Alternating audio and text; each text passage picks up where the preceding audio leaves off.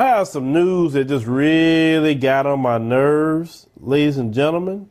And this message is more so directed at my brothers and sisters who watch the channel that live in Ghana.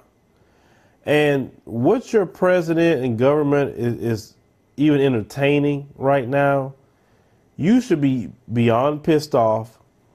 You should register to vote in your country and vote this guy out. He's doing too much, okay? Now, he went from saying that he wants black people in America to return to Ghana to being with macaroni out of France, saying he want to join with the Francophone. Then he had Prince Charles come over there, talk about they have a shared history. What, a shared history of what, slavery? What was good about that? Now, Israel, they're asking Ghana to help them get a seat at the African Union. Think about that for a minute. They're not African. What do they need a seat for? Why do they need to be there? They have their own country, their own issues going on. Why do they want to be having a seat at the African Union? Now check this out. This is what they want. So they state that Israel has called on the Ghanaian government to back its bid for an observer status in the African Union, which it lost in 2002 when the former Organization of African Union was dissolved and replaced by the AU. So they want to basically have someone there to monitor and listen and find out what's going on and what they're talking about at the African Union. That's what they want. Why? But it gets interesting. I'm going to keep reading this. He also added, Netanyahu, that readmission of Israel to the AU as an observer will help attract Israeli investment to Africa. And he stated the same thing when he went to Liberia and also to Rwanda, to Kenya and Uganda. He's asking all these African nations, speak up for Israel. Get us in the African Union. Why? What do you need to observe?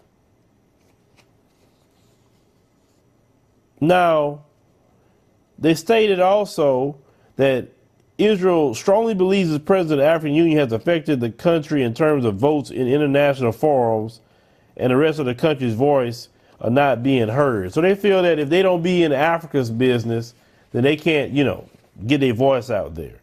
So he said he wants them to ask for their support in rejecting anti-Israel bias at the United Nations and bodies in the General Assembly and on the Human Rights Council.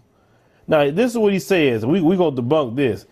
Israel is a nation that loves and respects all. In Israel, Jews, Christians, and Muslims live side by side as equal citizens. This is the real Israel. Okay, we're not going to talk about Palestine. Let's leave that alone. Let's get to Africans, Ethiopians, okay, that's in Israel. Now, they've been kicking out African asylum seekers. They've been going through a lot of racism, okay? Africans that come over. They have been deporting them left and right.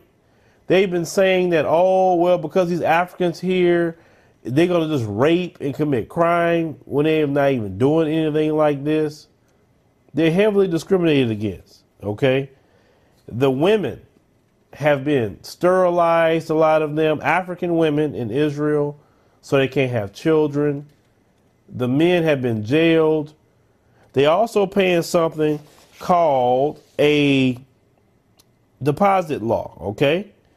And what they do is when Africans work in Israel, they hold 20% of their salary until they leave the country.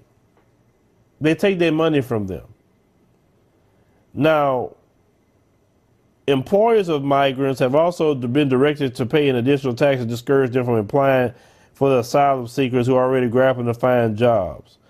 So they say since 2009, only 8 Eritreans and 2 Sudanese have been recognized as refugees in Israel. Another 200 Sudanese from Darfur were recently granted humanitarian status. Currently, 27,500 Eritreans, 7,800 Sudanese are also seeking asylum to start life in Israel. The African Union has to talk about the fate of these Africans who are in distress. But they're constantly deporting people. I've read stories where they'll take people out, deport them to Rwanda, and they're like, hey, just leave them there. They're not even from Rwanda, but they'll put them there. I mean, they're protesting, and I put the picture up. It says, now I'm white. Will you deport me? You see that? And these are African people. But yet they want a seat in the African Union. Not the way they treat. Number one, I don't care if they treated you great. They don't need a seat in the African Union. You got a seat in the United Nations. That's enough. You don't need no seat anywhere. Africa has to start having, and I'm listening, talking to you young people in Ghana.